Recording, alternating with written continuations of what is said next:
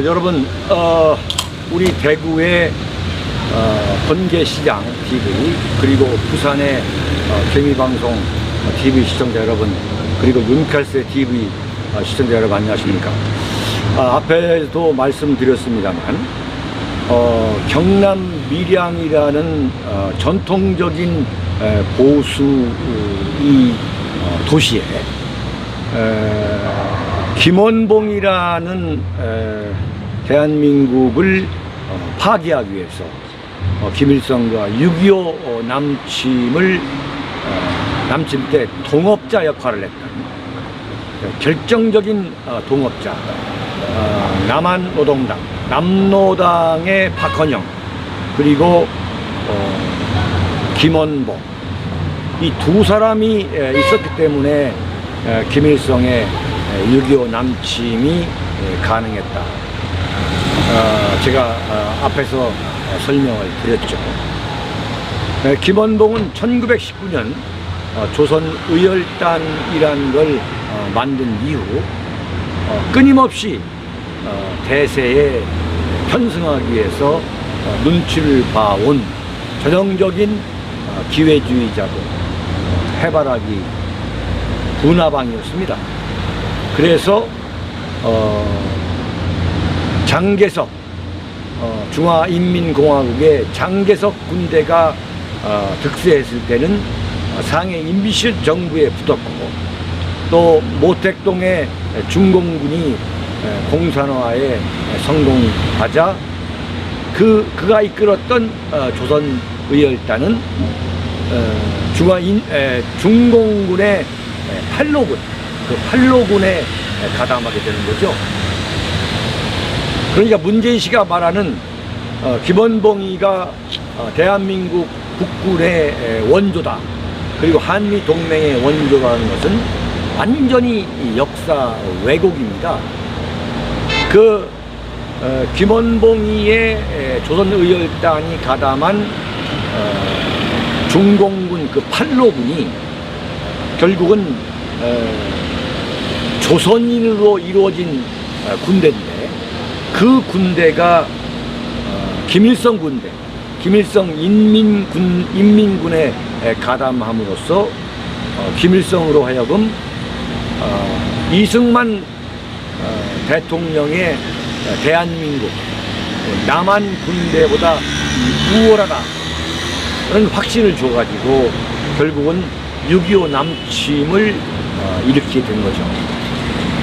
그런데 김일성이가 6.25 남침을 감행해야겠다는 그 결단을 내리게 한 그 배경에는 바로 남노당의 박헌영, 이 박헌영이가 김일성 당신이 남침할 경우에 사흘 안에 대한민국은 공산화가 될 것이라는 그런 확신을 심어줬고, 1948년 김원봉이가 김규 선생과 함께 김일성과 남북 통일 단일 정권을 협상하자라고 올라갔을 때 김구 선생과 김규 선생은 다시 남쪽으로 돌아옵니다만 김일성한테 엄청난 사기를 당하고 돌아오게 되죠. 그런데 김원봉은 김일성의 그 품 안으로 들어가서 바로 제1대 최고인민회의 위원, 당시 대한민국의 그 재연 국회의원과 똑같은 그 감투를 쓰고, 이어서 김일성 내각에서 조선민주주의 인민공화국 검열상을 합니다. 그 다음에 노동상을 하고, 이 과정에서 바로 김원봉이가 이끌던 그 조선의열단이 가담한 그 중공군 팔로군이 김일성 군대에 합류하게 되고, 그 조선의열단을 이끌었던 김원봉이가 월북함에 따라서 김일성은 100만 원군을 얻게 되는 겁니다. 그래서 김일성이가 이른바 6.25 남침을 감행하게 된, 바꿔 말하면 대한민국 입장에서는 김일성, 그 다음에 박헌영, 김원봉은 6.25 남침의 공동 동업자입니다. 이런 김원봉이를 미화하고 김원봉이를 미화하기 위한 그 의열기념관이 경산담도 밀양에 세워져 있습니다. 그리고 대한민국의 대통령이라는 사람은 김원봉에게 마음속으로 술 한 잔을 올리고 싶다는 이런 황당한 이야기를 하고 있는 겁니다. 대한민국 대통령이 국가보안법을 정면으로 위배하고 있는 이런 황당한 사태가 벌어져 있고, 이 김원봉을 기념하기 위한 의열기념관뿐만 아니라 여기서 얼마 가지 않으면 윤희상 국제음악당이라는 황당무계한 대한민국을 무너뜨리기 위해서 김일성의 꼬북 역할을 했던 윤희상을 기리는 음악당이 있고, 그 음악당 앞에는 윤희상의 유골이 묻혀져 있는, 지금 이런 상황이 전개되고 있습니다. 자, 그런데 지금 문재인이가 법무장관에 임명하기 위해서 온갖 지금 수작을 부리고 있는 그 조국과 김원봉과의 관계가 지금 드러나고 있습니다. 야, 정말 이게 엄청난 일이 벌어지고 있는 거예요. 바로 김원봉이가 아까 말씀드렸습니다만 이 정치 권력이 어디로 가는가를 이 눈치 보는 그러한 기회주의자고 해바라기 인물이라고 제가 설명을 드렸잖아요. 그래서 김원봉이는 1945년 해방이 되자 남쪽도 아니고 북쪽도 아닌 어중간한 입장에서 눈치를 봅니다. 그게 바로 여운형, 박헌영, 김원봉 이런 5명이 전평이라는 이 통합단체를 만들어요. 좌파 정당과 그 당시 해방 후에는 뭐 몇천 개의 정당이 난립하던 상황이었는데, 좌파 정당과 시민 세력을 묶겠다 하는 그 전평이라는 단체에 김원봉이가 박헌영, 여운형과 함께 우두머리가 됩니다. 근데 그 전평의 문화부장을 누가 했냐면 바로 조국의 종조부, 그러니까 조국의 할아버지의 그 동생, 종조부라는 것은 할아버지의 형님이나 동생을 통상 말하는 건데, 그 종조부 조맹규가 여기 경남 창원의 계광학원이라고, 이 계강학원에 선생을 했습니다. 이 바로 계강학원이 바로 조국의 아버지가 인수했다는 웅동학원이에요. 웅동학원. 그 계강학원에서 선생을 하다가 체포가 됩니다. 왜 체포가 됐냐면 그 바로 여운형, 박헌영과 함께 했던 전평의 문화부장을 하다가 잡혀간 겁니다. 제가 증거를 내겠습니다. 비 안 오죠? 예. 아이고.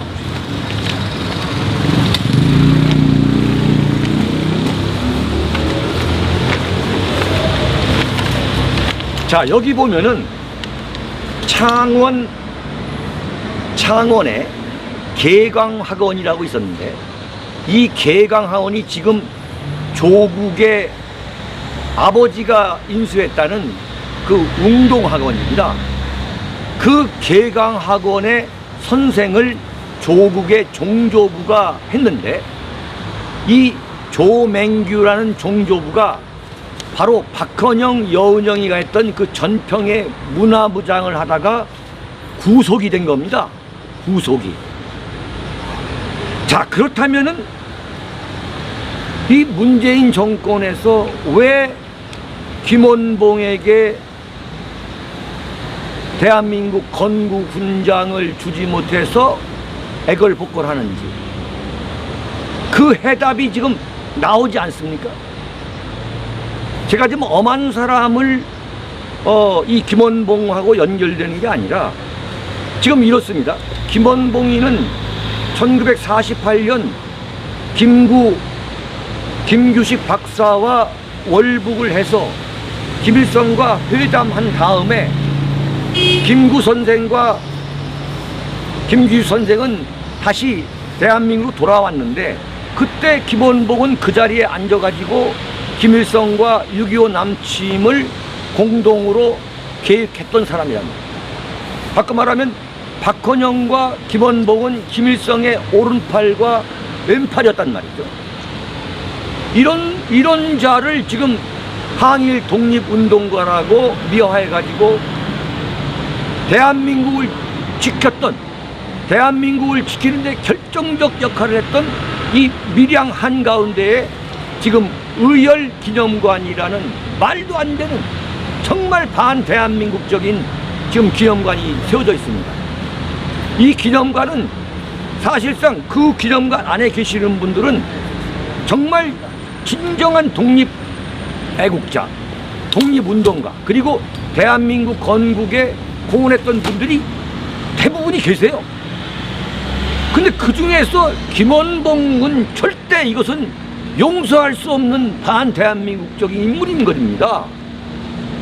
이걸 밀양시민뿐만 아니라 전국의 국민들이 다 아셔야 되는데 이런 역사 왜곡이 지금 버젓이 문재인 정권에서 저질러지고 있는 거예요. 바로 그 김원봉의 똘마니가 누구냐면 바로 조국의 종조부 조맹규였다는 거예요. 조맹규.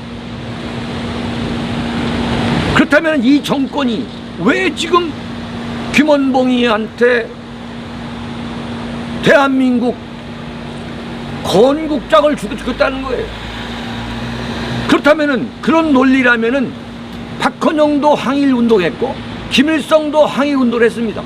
그러면 대한민국 건국훈장은 박헌영도 받아야 되고 김일성도 받아야 되는 거죠. 이런 터무니없는 일이 지금 문재인 정권 하에서 벌어지고 있는 겁니다. 근데 좌익들은 지금 이것을 어떻게 지금까지 연출해 왔느냐? 암살이라는 영화, 정말 공전의 히트를 했던 그 암살이라는 영화 속에 나 밀양 사람 김원봉이요 하는 대목을 슬쩍 집어넣어 가지고 대한민국 국민들한테 김원봉을 데뷔시키는 겁니다. 야, 그렇게 정말 멋진 독립 항일 운동가가 존재했는가? 이것을 이제 데뷔시켜 가지고 김원봉이를 훈장을 주게 되려 하다가 대한민국 보수우파 태극기 이 국가 중심 세력들이 들고 일하니까 지금 주지를 못하고 있습니다. 정신 바짝 차려야 됩니다. 정말. 그렇게 되면은 자, 지금 북한에서 김일성이야말로 항일 독립 운동의 화신으로 묘사가 되고 있는데 그런 논리라면 대한민국 정부에서 김일성, 박헌영이한테도 훈장을 줘야만 마땅한 거죠. 자, 그런데 김원봉의 과거사를 완전히 왜곡해가지고 국민들의 그 반일 감정, 항일 감정에 그 말초신경을 건드려가지고 마침내 이 밀양에 사실상 김원봉을 기념하는 의열기념관이 지금 세워져 있습니다. 방금 전에 가보니까 거기를 구경하러 오는 분들이 상당히 있습니다. 이들이 뭐라고 하겠습니까? 야, 김원봉과 같은 저 애국지사를 우리가 훈장을 주지 않을 수밖에 안 나게 말이 안 난다. 이런 세뇌 공작을 받아가고 있어요. 과연 밀양의 우파들, 밀양의 애국 시민들은 도대체 무엇을 하자는 건지. 자, 그런 김원봉이 밑에서 이 소위 말하는 민평의 문화부장을 했던 그 사람이 바로 조국의 종조부다. 이게 상식적으로 관계가 없다고 보십니까? 조국이가 한국일보와의 인터뷰에서 분명히 말했습니다. 조맹규는 우리 종조부시다. 그 종조부가 민평, 여운형, 박헌영과 함께했던 그 민평의 문화부장을 하다가 그 잡혀간 개강학원, 그 개강학원을 조국의 아버지가 인수했던 거 아니겠습니까? 거기에 이사가 누구냐? 이사가 조국인 거죠. 그렇다면 과연 김원봉이한테 훈장을 줘야 한다고 문재인 정권이 밀어붙일 때, 밀어붙이는 과정에서 조국이라는 정권 2인자의 입김은 과연 없었느냐. 이걸 밝혀내야죠. 이걸 자유한국당이 밝혀내야 됩니다. 자유한국당은 단 한마디가 없어요. 조국이가 28살에 박사학위도 없는 상태에서 석사학위만 갖고 울산대학교 교수를 했습니다. 이것부터가 자기 조국의 딸의 입학이 부정인 것은 물론이고, 조국의 울산대학교 교수 채용 과정부터가 이건 보통 문제가 있는 게 아닌데, 상식적으로 볼 때 어떻게 석사학위자가, 당시에도 이미 박사학위자들이 차고 넘쳤는데 어떻게 석사학위자가 울산대학교 교수가 된다는 말이에요. 그런데 울산 경찰이 조사를 뒤추적을 해보니까 바로 산호맹이라는 그 산호맹의 강령 연구실장이 조국인 거예요. 근데 더 웃기는 건 뭐냐면, 당시 산호맹의 위원장이 지금 부산에서 교수를 하고 있습니다. 부산에서. 지금 대한민국 이거 보면 거의 공산화가 다 된 거예요, 지금. 그 조국이가, 제가 이제 늘상 하는 말이, 대한민국에서 이른바 좌파, 친북, 종북 세력으로 활동하고 있는 사람들의 가족사를 보면은 제가 아는 한 100% 전부 밥상머리 좌파입니다. 자기 아버지가 6.25 때 인민구를 했거나 무슨 좌파에 부역했거나, 자기 할아버지, 자기 뭐 누가 할머니, 어떤 사람들이 당시에 무슨 인민군에 부역했거나 아니면 노골적인 빨갱이 했거나 하는 그 가족사가 대부분이 있습니다. 그래서 이게 소위 말하는 연좌제라는 게 그 당시에는 다 나름대로의 일리가 있었던 거죠. 근데 그 연좌제가 깨지면서 소위 말하는 그 좌파 가족사를 갖고 있는 세력들이 언론계, 학계, 종교계, 사법부, 대한민국의 이 중심 세력에 다 진출한 거예요. 다 진출해가지고 이 사람들이 지금 온갖 거짓과 위선을 일삼아 가면서, 한마디로 조국의 그 가족 사기단, 이 거대한 가족 사기단이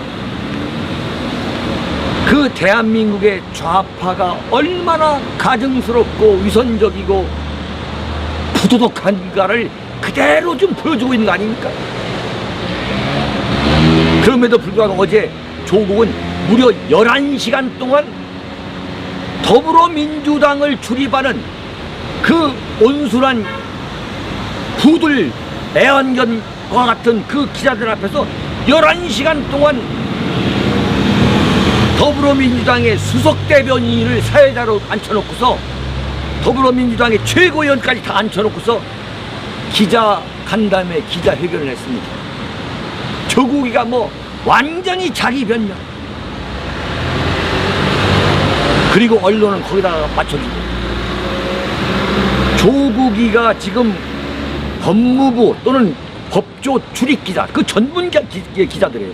그 기자들한테 이걸 설명을 했어도 용인을 할까 말까인데, 더불어민주당이라는 정당에 출입하는 기자들, 관심도 별로 없는 완전 어떤 나팔수, 문재인 나팔수, 이런 기자들 앞에서 11시간 대한민국의 공중파와 종편 그 전파를 다 장악해가지고 11시간 동안 떠들어댔어요. 이게 말이 된, 처음부터 끝까지 거짓말. 한마디로 완전한 불법이고 완전한 편법이고 말이죠. 평등과 정의와 공정을 부르짖었던 문재인과 이 조국의 쏟아낸 말이 얼마나 거짓인가를 그대로 보여준 거 아닙니까? 근데 유시민이가 뭐라고 합니까? 한 개도 법을 위반한 게 없다라고 지금 완전히 염장을 지르고 있지 않습니까? 자, 분명합니다. 이번에 문재인은 아마 전자결제를 하거나 아니면 돌아와서 바로 조국을 법무장관에 임명할 겁니다. 자, 그렇다면은 이미 공은 120석을 갖고 있는 자유한국당 쪽에 이미 넘어갔습니다. 자유한국당 어떻게 하겠습니까? 황교안 당대표, 나경원 원내대표 어떻게 하겠습니까?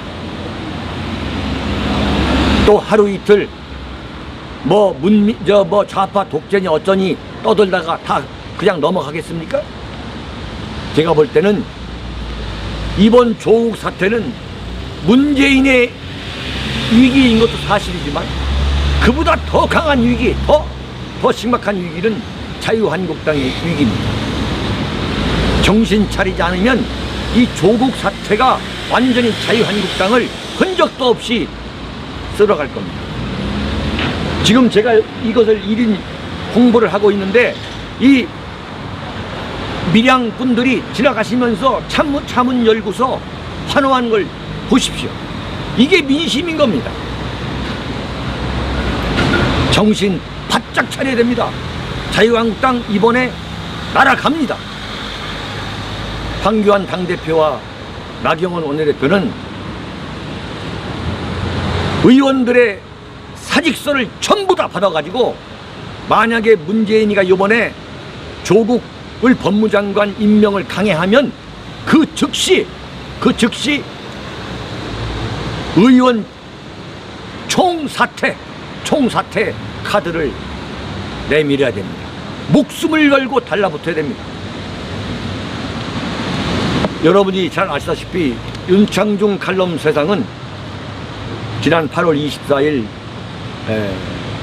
부산일보에서 열린 그 윤창중 정치학교에서 대한민국 보수 우파를 다 묶을 수 있는 국가 중심 세력 총연합, 이른바 국중세를 결성했습니다. 이 국중세와 제26차 윤창중 정치학교는 공동으로 9월 28일이죠. 토요일 오후 2시 박정희 대통령 생가가 있는 그 구미 생가, 그 바로 동상 앞에서 조국 규탄 범국민 총궐기 대회를 갖겠습니다. 조국이를 임명하든 안 하든 간에 대한민국 보수 우파가 총결집하는 권리대회를 갖도록 하겠습니다. 9월 28일 오후 2시 경북 구미 박정희 대통령 생가 동상 앞에서 제1부는 2시간 동안 그 동상 앞에서 집회를 한 뒤 구미 시청까지 가두 행진을 하고 그 구미시청 앞에서 제2부 장외 집회를 하도록 하겠습니다. 윤창중은 50여 년간에 걸친 서울 활동 그 무대를 모두 정리청산하고 2달 반 전에 대한민국 보수 우파의 심장이라고 하는 대구에 내려왔습니다. 대한민국 보수 우파의 이 무너진 재단을 제가 다시 쌓아 올리겠습니다. 지금 이 밀양 관아 앞에서 윤창중이가 홀로 1인 시위를 하고 있지만 이것이 거대한 불길을 일으켜서 대한민국 보수 우파의 재단이 하나하나씩 다시 쌓여질 것으로 저는 확신하고 있습니다. 대구, 경북은 물론이고 부산, 경남의 보수 우파 국민들, 대한민국을 지키고 계시는 국가 중심 세력 여러분들, 그리고 대전, 청주, 춘천, 수원, 인천, 마침내 서울, 대구, 부산, 서울을 연결하는 대한민국 보수 우파의 삼각벨트를 반드시 만들어서 내년 4월 총선과 문재인 타도의 견인차가 되도록 하겠습니다. 오늘부터 본격적인 홍보 활동을 밀양에서부터 시작하고 있습니다. 9월 28일 오후 2시 토요일입니다. 경북 구미 박정희 대통령 생가 동상 앞에서 열리는 국가 중심 세력 총연합 제26차 윤창중 정치학교가 공동 주최하는 조국 규탄 총궐기대회에 전국의 국민들이 다 몰려오시길 바랍니다. 대단히 감사합니다. 여기서 마치겠습니다. 고맙습니다.